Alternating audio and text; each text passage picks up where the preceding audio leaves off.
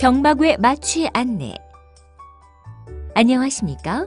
본 영상물은 경막외 마취의 개념과 목적, 절차와 주의사항 등에 대해 설명드리기 위해 제작되었습니다. 이어지는 내용을 참고하셔서 안전한 마취가 이루어질 수 있도록 협조해 주시기 바랍니다. 마취의 목적과 효과. 수술을 위해 시행되는 마취는 수술 중에 발생하는 통증을 제거하는 행위뿐 아니라 안전한 마취와 수술에 장애가 되는 요소를 사전에 파악하여 해결하고 수술 중 발생하는 신체적 변화를 관찰하고 조절하며 수술 후 환자의 의식과 활력 징후가 안전하게 회복되도록 관리하는 일련의 과정을 포함합니다. 사람의 신경계는 뇌와 척수를 포함한 중추신경계와 몸통이나 팔, 다리로 연결되는 가는 신경들로 구성된 말초신경계로 구분됩니다. 통증이나 뜨거움 등 말초 부위에서 입력된 감각 정보는 감각신경을 통해 척수를 따라 뇌로 전달되며 뇌에서 시작된 운동 정보는 척수를 따라 내려간 후 운동신경을 통해 말초의 근육으로 전달됩니다.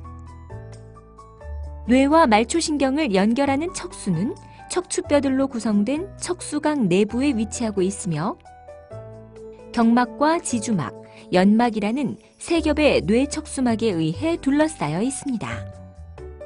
경막외 마취란 경막 바깥에 마취제를 주입하여 척수에서 신경이 빠져나오는 척수신경근 부위의 신경 전달을 차단시킴으로써 해당 신경근의 지배를 받는 신체 부위의 감각과 운동을 마비시키는 방법입니다.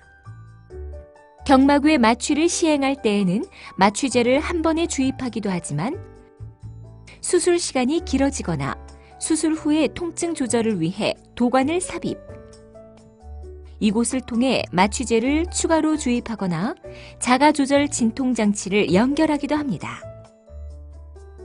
경막외 마취를 시행받은 환자는 정상적인 의식 상태를 유지할 뿐 아니라 마취 부위 위쪽인 가슴이나 팔의 감각과 운동도 정상적으로 보존됩니다. 그러나 환자의 불안을 덜고 편안한 수술을 위해 필요시에는 소량의 수면제나 진정제를 주사하여 환자를 잠들게 하기도 합니다. 마취 전 주의사항. 마취과 의사는 마취를 시행할 부위에 감염이나 해부학적 구조에 문제가 있지는 않은지, 환자가 마취에 필요한 적절한 자세를 취할 수 있는지 등을 확인합니다. 뿐만 아니라 환자의 병력과 약물 복용력, 과거에 마취를 시행했던 경력이나 합병증 발생 여부, 심전도, 흉부 방사선 검사 등 검사 결과를 모두 종합하여 환자의 마취 위험도를 평가하고 적절한 마취 계획을 수립합니다. 그리고 안전한 마취와 수술을 위해 필요한 경우에는 확인된 위험인자를 수술 전에 교정하기도 하고 위험도가 너무 높은 경우에는 수술을 취소하거나 위험도가 낮아질 때까지 수술을 연기하는 결정을 내리기도 합니다. 한편 와파린이나 아스피린 등 혈액 응고를 방해하는 약물은 시술 후 출혈이나 혈종의 발생 위험을 높일 수 있기 때문에 복용하는 이유에 따라 사전에 복용을 중단할 수 있습니다. 마취와 수술 과정에서 음식물이 기도로 흡인되는 것을 방지하기 위해 마취 전에는 8시간 이상의 금식이 필요합니다. 하지만 응급수술 등 불가피하다고 판단될 경우에는 그보다 금식 시간이 짧더라도 마취를 시행하기도 합니다. 마취 과정과 방법. 환자가 수술대에 누우면 먼저 심전도, 혈압계, 산소 포화도 등 모니터링 장비를 연결합니다. 경막외 마취는 환자가 등을 구부리고 의자에 앉거나 옆으로 누운 자세에서 시행합니다. 마취과 의사는 바늘이 들어갈 부위를 소독한 다음 경막외 공간에 주사 바늘을 찔러 넣고 소량의 국소 마취제를 주입하거나 필요시 추가적인 마취제 주입을 위해 도관을 삽입하고 테이프로 고정합니다.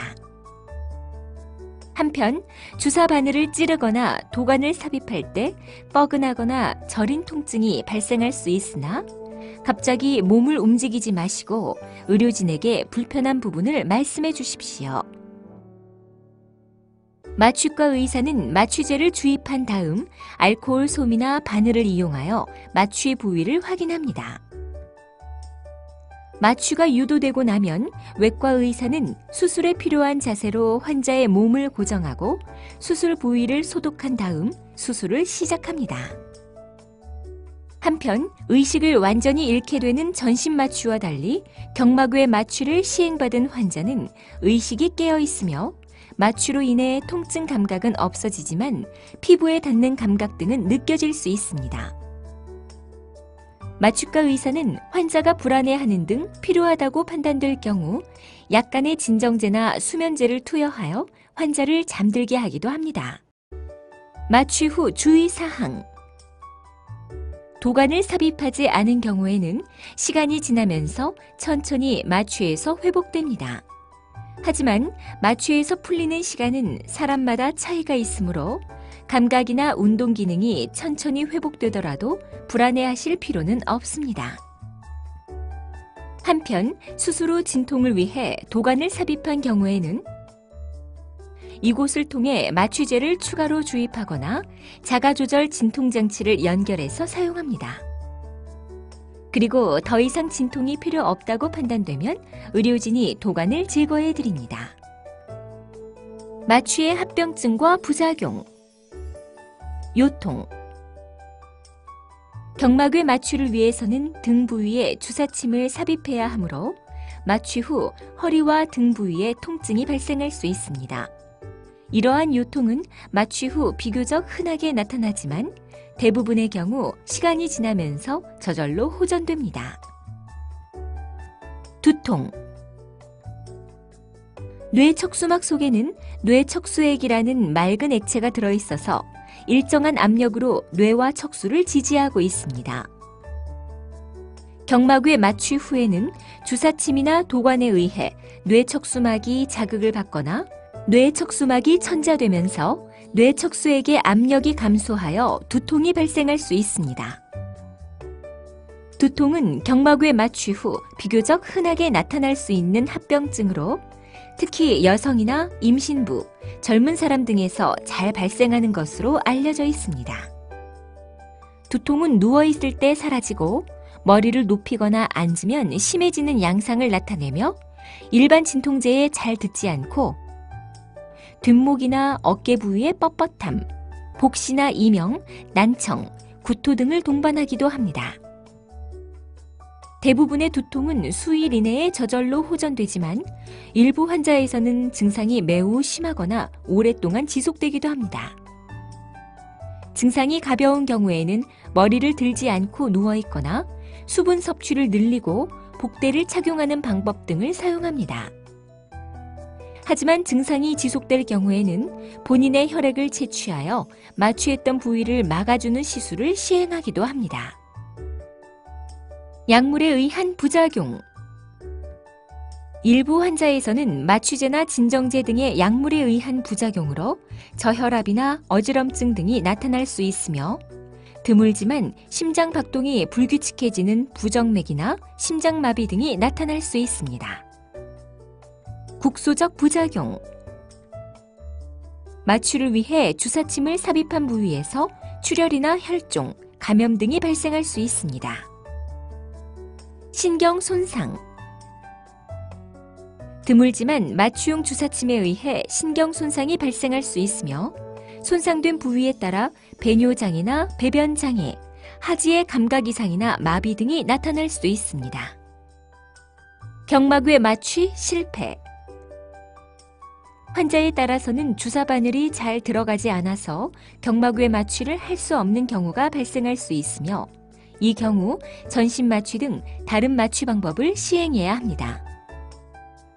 그리고 경우에 따라서는 마취제를 경막 내에 주사하는 척추 마취와 경막외 마취를 함께 시행하기도 합니다. 마취를 시행하지 않을 경우 및 다른 마취 방법. 이상의 합병증 위험이 존재함에도 불구하고 마취를 시행하지 않고 수술을 진행할 수는 없습니다. 경막 외 마취를 시행하지 않을 경우에는 수술에 따라 전신 마취나 척추 마취, 국소 마취 등을 고려할 수 있으나 각각의 마취 방법에 대한 한계점과 장단점이 존재하기 때문에 마취과 의사는 환자의 상태와 각 마취의 장단점을 종합적으로 고려하여 최선의 마취 방법을 선택합니다. 지금까지 경막외 마취의 개념과 목적, 절차와 주의사항 등에 대해 말씀드렸습니다. 감사합니다.